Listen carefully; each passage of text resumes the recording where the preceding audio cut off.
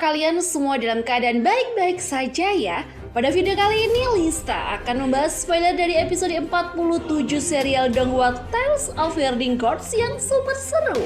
Sebelumnya diceritakan Chimu dan teman-temannya di Akademi Taishui mendapatkan 3 teknik baru yang keren dari guru besar Kekaisaran Yanka. Setelah itu Chimu pergi bertarung melawan Lin Xuan dari Sekte Dao dan berhasil mengalahkannya. Namun dalam pertarungan itu Chimu juga mengalami sedikit luka di bahu kirinya akibat serangan dari Lin Xuan. Chimu merasa kehabisan energi vital dan bahu kirinya terasa sangat nyeri, bahkan dirinya pun hampir pingsan.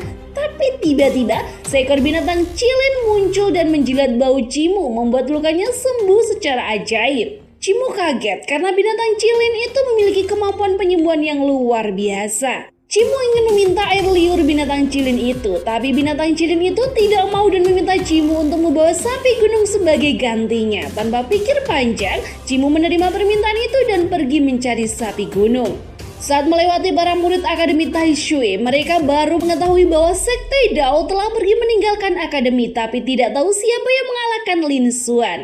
Chimu tidak memberitahu mereka bahwa dirinya yang telah mengalahkan Sekte Dao dan lebih fokus pada misi pentingnya mencari sapi di atas gunung. 山上有一头大青牛，我看上它很久了。 Sementara itu anggota Sekte Dao, Panatua Yanxi dan Lin Xuan baru saja meninggalkan Kekaisaran Yanka setelah mengalami kekalahan yang memalukan. Dalam perjalanan mereka bertemu dengan 2 biksu dari Sekte Thunderclap yang memiliki tujuan yang sama, yaitu menantang Akademi Taishui. Pertanyaan penasaran pun segera dilontarkan oleh Sekte Thunderclap, apakah Sekte Dao berhasil mempermalukan Akademi Taishui. Dengan raut wajah muram, Panatua Yanxi pun mengakui bahwa mereka telah kalah dalam pertarungan dan harus mengakui kehebatan Akademi Taishui. Jawaban Panatua Yanxi ini pun membuat Sekte Thunderclap terkejut. Seketika Sekte Thunderclap pun merasa pesimis untuk bisa menang melawan Akademi Taishui. Meskipun demikian, Sekte Thunderclap tidak gentar dan tetap akan melanjutkan perjalanan mereka menuju Akademi Taishui. Setelah pertemuan singkat, kedua belah pihak berpisah dan melanjutkan perjalanan masing-masing. Di Akademi Taishui, para murid masih penasaran siapa yang telah mengusir Sekte Dao. Berbagai spekulasi muncul dari seorang maniak padang hebat hingga seorang jenderal hebat mantan murid Akademi Taishui yang telah kembali dari medan peperangan. Namun meski demikian, para murid-murid itu pada akhirnya masih tidak mengetahui kebenaran yang sesungguhnya tentang orang yang berhasil mengusir Sekte Dao. Di tengah rasa penasaran murid-murid yang terus mengibahin sosok misterius itu, tiba-tiba Chen Wanyun muncul. Dan tanpa berpikir panjang, mereka pun menanyakan apakah Chen Wanyun yang telah mengusir Sekte Dao. Namun Chen Wanyun dengan tegas menjawab bahwa dirinya bukanlah sosok misterius yang dimaksud, dan bahkan Chen Wanyun pun kaget mendengar berita kekalahan Sekte Dao karena selama 2 hari yang tersisa, dirinya sedang fokus pada melatih teknik warisan dari guru besar Kekaisaran Yanka dan tidak tahu menahu tentang situasi di luar. Mendengar jawaban itu, Yunko tiba-tiba memiliki firasat bahwa Chimu mungkin adalah orang yang telah mengusir Sekte Dao. Namun Chen Wanyun tidak terlalu yakin karena dia telah melihat Chimu berlatih bersama dengannya di malam yang sama. Di tengah pembicaraan itu, tiba-tiba saja mereka kembali dikejutkan dengan kedatangan Sekte Thunderclap yang sudah berada di depan gerbang Akademi Taishui dan menantang mereka. Para murid Akademi Taishui merasa jengkel karena masalah baru telah muncul. Namun Chen Wanyun melihat kesempatan ini untuk menguji kekuatannya dan memutuskan untuk menghadapi Sekte Thunderclap. Singkatnya, Chen Wanyun pun pada akhirnya menantang Fauzi dari Sekte Thunderclap untuk bertarung setelah melihat banyak murid Akademi Taishui yang telah kalah dalam pertarungan sebelumnya. Dengan menggunakan teknik benang bornya, Chen Wanyun menyerang Fauzi yang memiliki tubuh berlian yang kuat. Meskipun awalnya pertahanan Fauzi terlihat tak terkalahkan, Chen Wanyun berhasil menjebol pertahanan tersebut dan membuat Fauzi terluka. Namun pada akhirnya Fauzi berhasil mengalahkan Chen Wanyun setelah pertarungan yang berlangsung hingga 11 kali pertukaran serangan. Meskipun kalah, Chen Wanyun mendapatkan pengakuan dari para bangsawan karena kemampuannya yang luar biasa dalam menghadapi lawan yang lebih kuat. Mereka melirik Chen Wanyun sebagai seorang jenius hebat dan mencoba untuk merekrutnya, tetapi Chen Wanyun tidak merespon tawaran mereka dan malah penasaran tentang keberadaan Chimu dan apakah Chimu mampu untuk bersaing lebih baik melawan Fauzi. Sementara itu, Cimu sedang mencari sapi di atas gunung yang diminta oleh binatang Cilin. Dengan bantuan Hualing Earth, Cimu akhirnya menemukan lokasi sapi tersebut. Namun Cimu dibuat kaget karena sapi itu ternyata bukanlah sapi biasa, melainkan sapi kultivator yang kuat dan memiliki kekuatan dominasi seperti nafas naga. Sang sapi pun dengan mudah merasakan keberadaan Cimu di sana dan segera menyuruhnya keluar. Cimu mencoba untuk bersikap lembut kepada sapi itu, tetapi sapi itu tidak terima karena Cimu secara diam-diam telah menyusup ke wilayahnya dan tanpa banyak peringatan, sang sapi memukul Cimu hingga terluka. Cimu panik dan kabur dari sana bersama Hualing Earth. Tak lama kemudian, Panatua Bansa muncul di sana dan bertanya kepada sapi itu tentang keributan yang terjadi. Sapi itu menjawab dengan lembut bahwa ada seorang yang telah menyusup ke dalam kebun mereka dan hendak mencuri sayuran. Panatua Bansa merasa kesal setelah mendengar penjelasan sapi tentang pencuri yang menyerang kebun mereka.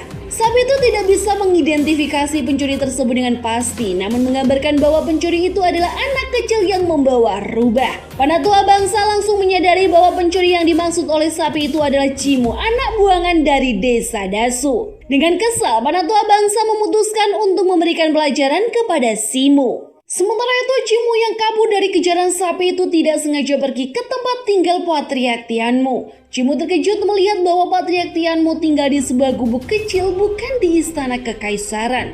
Cimu bertanya mengapa Patriark Tianmu memilih hidup sederhana, dan Patriark Tianmu menjawab bahwa dia lebih nyaman tinggal di rumah kecil daripada istana besar yang membuatnya merasa sesat. Cimu dan Patriark Tianmu kemudian membahas tentang gangguan dari Sekte Thunderclap terhadap Akademi Taishui. Cimu bertanya mengapa Akademi Taishui begitu lemah sehingga pihak lain berani mengganggunya. Namun pertanyaan itu membuat Patriark Tianmu marah karena Cimu tidak mau mengusir Sekte Thunderclap dan malah berkeliaran di atas gunung. Cimu menjawab kenapa harus dirinya dan tidak para murid lainnya karena Cimu merasa dirinya tidak perlu lagi berkontribusi untuk mengusir Sekte Thunderclap karena Cimu yang telah mengusir Sekte Dao. Hal itu semakin membuat Patriark Tianmu marah kepada Cimu karena Cimu yang melawan. Sambil Patriark Tianmu menyinggung seolah-olah bertanya kepada Cimu apakah Cimu masih merasa kurang dengan pembelajaran dari guru besar Kekaisaran Yanka dan ingin mendapatkan pembelajaran lainnya dari Kaisar Yanfeng. Mendengar hal itu, Cimu pun kaget dan segera bertanya apakah itu mungkin. Patriark Tianmu menjawab bahwa itu tidak mungkin dan hanya menyindir saja. Cimu kembali bertanya kepada Patriark Tianmu mengapa Sekte Dao dan Sekte Thunderclap bisa begitu berani untuk memblokir gerbang Akademi Taishui. Kenapa Sekte Tianmu mereka tidak mencobanya juga? Pasti akan sangat menyenangkan dan di sini Cimu akan mau untuk menjadi penantang murid Akademi Taishui. Mendengar hal itu semakin membuat Patriark Tianmu kesal kepada Cimu karena Cimu yang menyepelekan segala hal.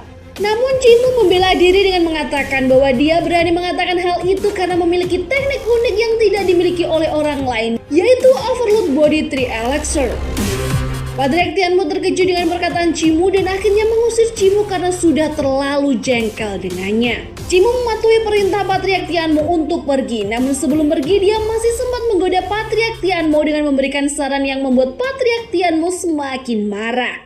Kenapa tidak Akademi Taishui saja pergi ke sekte-sekte lain untuk memblokir gerbang mereka juga seperti apa yang dilakukan sekte-sekte lainnya kepada gerbang Akademi Taishui?